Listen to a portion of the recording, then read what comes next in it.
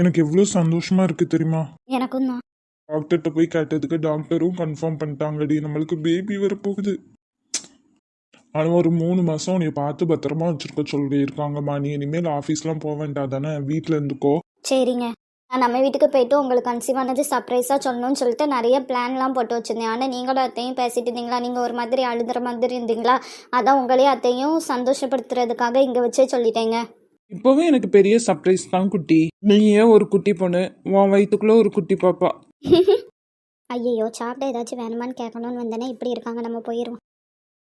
ஏங்க, பாப்பா வந்ததுக்கப்புறம் என்னையெல்லாம் கண்டுக்கவே மாட்டீங்கல்ல? அப்படிலாம் இல்லைம்மா, எப்போதுமே நீ தான் என்னோட முதல் பாப்பா, அதுக்கப்புறம் தான் நம்ம பாப்பா எல்லாம். ம். ஆனால் இப்போ என்னோட அப்பா அம்மா இருந்தால் ரொம்ப சந்தோஷமாக இருப்பாங்கல்ல? அதான் சொல்கிறேன்ல, உன்னோட அப்பா அம்மா தான் உனக்கு வந்து பிறப்பாங்க, இனிமேல் உன் கூடயே இருப்பாங்க. அவங்க உன்னை சின்ன வயசுலேருந்தே எவ்வளோ பார்த்து வளர்த்துருப்பாங்க. அதுக்கு சத்து இப்போ நீ அவங்கள பார்த்து வளர்க்க போகிற. சரிங்க. இனிமேல் நான் வேலைக்கெலாம் போக மாட்டேன்டி, அவ்வளவா. எல்லாத்தையுமே ஆதியை பார்க்க சொல்லிடுவேன். இனிமேல் ஃபுல்லும் உன் கூட தான். உண்மைக்குமா? ஆமாம், என்னோட பொண்டாட்டிக்கு எல்லாமே நான் தானே, அப்போ நான் தானே பக்கத்துலேயே இருந்து நல்லா பார்த்துக்கணும். தேங்க்யூ. நானே உங்ககிட்ட கேட்கணும்னு நினச்சேன், கொஞ்சம் நாளைக்கு என் கூட இருங்க, வேலைக்கு எங்கேயுமே போகாதீங்கன்னு சொல்லிட்டேன். ஆனால் நீங்களே சரின்னு சொல்லிட்டீங்க பார்த்தீங்களா? அதான் சொன்னேன்லடி, நீ மனசுக்குள்ளே என்ன நினச்சாலும் எனக்கு தெரியும், நானே அதை பண்ணிடுவேன்.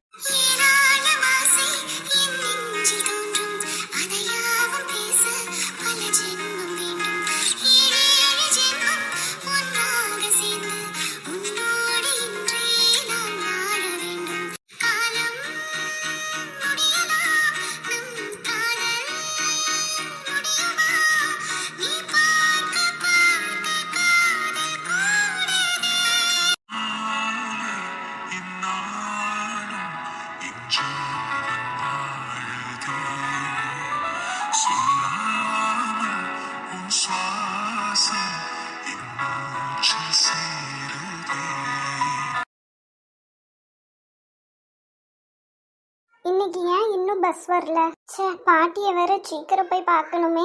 என்ன கூத்துலாம் பண்ணிட்டு இருக்கோ தெரியல. சே, இப்பன்னு பார்த்து தான் கார் ரிப்பேர் ஆகணுமா? இவளா? இவனா? யோ போலி டாக்டர், எப்படி இருக்க? இங்க பாரு, இன்னொரு தடவை நீ போலி டாக்டர்னு சொன்னேன்னு வச்சுக்கோங்க, உன் மண்டையை உடைச்சிருவேன். பொண்ணுன்னு பார்க்க மாட்டேன் நானு. யோ, நீ போலி டாக்டர் தான். சரி, உங்க பாட்டி மேல உனக்கு என்ன கோவம்? ஏன் உங்க பாட்டி சாவணும்னு நினைச்சிட்டு இருக்க நீனு?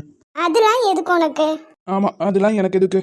சரி சரி, நீ கேட்டதால சொல்லுதேன், திரும்ப சொல்லு. எனக்கு அப்பா அம்மா யாருமே கிடையாது, எங்க பாட்டி மட்டும்தான். சின்ன வயசுல இருந்தே எங்க பாட்டி தான் என்னைய தூக்கி வளர்த்தாங்க. எங்க பாட்டி எனக்காக எச்சு பத்திரம் கழுவும், மித்தவங்க வீட்டு வேலைக்கெலாம் போவோம், என்ன வேலை கொடுத்தாலும் செய்யும். அப்படி செஞ்சு தான் என்னை படிக்கவே வச்சாங்க. நானும் பெருசாலாம் ஒன்றும் படிக்கலை, ஸ்கூல் மட்டும் தான் முடிச்சிருக்கேன். எனக்கு நிறைய ஆசை நல்லா படிக்கணும்னு சொல்லிட்டு, அப்போ தானே எங்கள் பாட்டியை நல்லா பார்த்துக்க முடியும்னு நினச்சி நிறைய படிக்கணும்னு நினச்சேன். ஆனால் படிக்க முடியாமல் போச்சு. ஏன்னா எங்கள் பாட்டிக்கு இப்போல்லாம் ரொம்ப உடம்பு சரியில்லை, வேலையும் பார்க்க முடியல. எங்கள் பாட்டி வேலை பார்த்து தான் எல்லாமே நடந்துச்சு. இப்போ நான் ஒரு சூப்பர் மார்க்கெட்டில் வேலை பார்த்துட்டு இருக்கேன். ஏன்னா சம்பளமும் கம்மி தான். எங்கள் பாட்டியை என்னையால் முடிஞ்ச அளவுக்கு நல்லா பார்த்துக்க முடியுது. ஆனால் டெய்லி எங்கள் பாட்டி வழியில் கஷ்டப்படுறது என்னையால் பார்க்க முடியல. எனக்கு ரொம்ப கஷ்டமாக இருக்குது. எங்கள் பாட்டி டெய்லி நான் செத்துடணுன்னே வேண்டிட்டு இருக்காங்க. அவங்களாலையும் வழி தாங்க முடியல. என்னையால் நல்ல ஹாஸ்பிட்டல்லையும் கொண்டு போய் பார்க்க முடியல. உங்கள் ஹாஸ்பிட்டலில் கொண்டு வந்து சேர்த்தேன். இதுக்கே நான் கடையில் அட்வான்ஸ் தான் வாங்கிட்டு வந்தேன். இனிமேல் எனக்கு 3 மாதம் சம்பளமே கிடையாது தெரியுமா? உங்கள் ஹாஸ்பிட்டலில் அவ்வளோ பில்லு போட்டுட்டீங்க. எங்கள் பாட்டிக்கு டெய்லி பேத்திக்கு பாராமல் இருக்கமேன்னு கஷ்டம். எனக்கு எங்கள் பாட்டி கஷ்டப்படுறாங்க, இருந்தாலும் அவங்கள நல்லா பார்த்துக்க முடியலையேன்னு என்னையாலும் கஷ்டம். அதனால தான் அன்றைக்கி அப்படி சொன்னேன். நான் என்ன படிச்சிருக்க? உனக்கு என்ன வேலை தெரியும்? நான் 12ஆம் கிளாஸ் வரை தான் படிச்சிருக்கேன். ஏதோ கம்ப்யூட்டரில் கொஞ்சம் எனக்கு வேலை பார்க்க தெரியும்.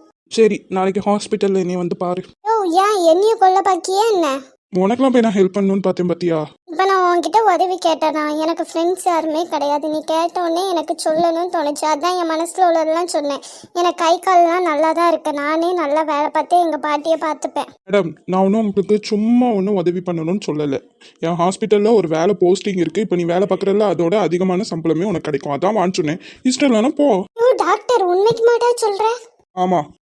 இப்போ ஹாஸ்பிட்டல் நான் வேலைக்கு வந்தால் என் பாட்டி என்னையால் நல்லா பார்த்துக்க முடியுமா? சூப்பராக பார்த்துக்கலாம். நீ வந்து என்னோட ஹாஸ்பிட்டலுக்கு வேலை வந்தானா உன் பாட்டிக்கு நான் ஃப்ரீயாகவே ட்ரீட்மெண்ட் பண்ணுவேன். எப்பா தெய்வமே, ஆனால் நீ போலி டாக்டர் ஆச்சே. உன்னை நம்பி நான் எங்கள் பாட்டியை அந்த ஹாஸ்பிட்டலில் சேர்க்கலாமா? இல்லைன்னா நீ நல்ல சம்பளம் கொடு, நான் இதோட நல்ல ஹாஸ்பிட்டலில் எங்கள் பாட்டியை சேர்க்கேன். அடிங்க.